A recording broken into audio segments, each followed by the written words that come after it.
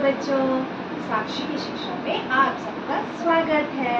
अच्छा तो चलो हम रोज कुछ नया नया करते हैं। तो आज मैं आपको विलोम शब्द बताऊंगी। तो सबसे पहले विलोम शब्द किसे कहते हैं? ऐसे शब्द जो एक दूसरे का विपरीत यानी कि उल्टा अर्थ देते हैं उन्हें विलोम शब्द कहते हैं। जैसे कुछ भी ले लीजिए, ऊपर नीचे दाएं बाएं, ठीक है, मतलब उल्टा अर्थ बताते हैं। तो चलो आज मैं आपको एक कहानी के माध्यम से समझाती हूँ, ठीक है।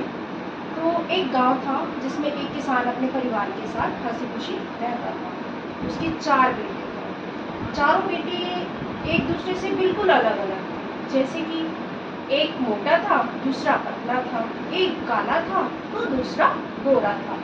तो मोटा, पतला, काला, गोरा, सभी लोग बहुत ही खुश थे। मतलब बहुत ही उनके घर में खुशी थी, कोई भी दुखी नहीं था। तो सुखी दुखी, ठीक है।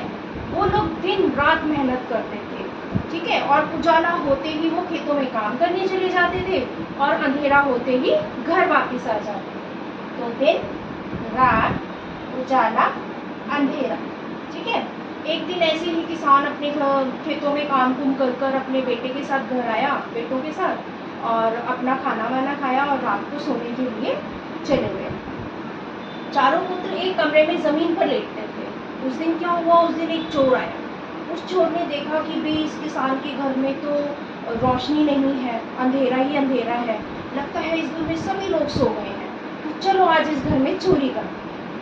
तो चोरी करने के लिए वो उनके घर में घुसा और वो उस कमरे में घुसा जहाँ पर किसान के चारों बेटे जमीन पर लेटे हुए थे।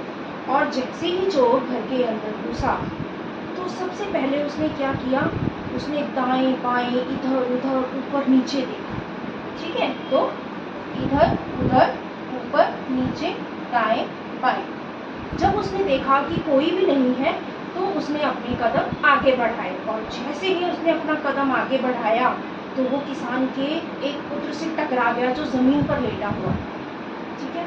तो किसान का पुत्र उसी समय जाग गया। किसान का पुत्र बहुत बहादुर था, उसने अपने बाकी के 3 भाइयों को शोर मचा के उठा दिया, ठीक है। और जैसे ही सभी बच्चे उठ गए उन्होंने चोर की खूब पिटाई की। चोर भाग नहीं पाया क्योंकि चोर डरपोक था, वो डर के मारे वहीं बैठ गया। तो चारों बच्चों ने उसकी खूब पिटाई करी, खूब पिटाई करी। इस तरह से वो चारों बच्चे बहुत बहादुर थे और चोर क्या था, डरपोक। बहादुर डरपोक।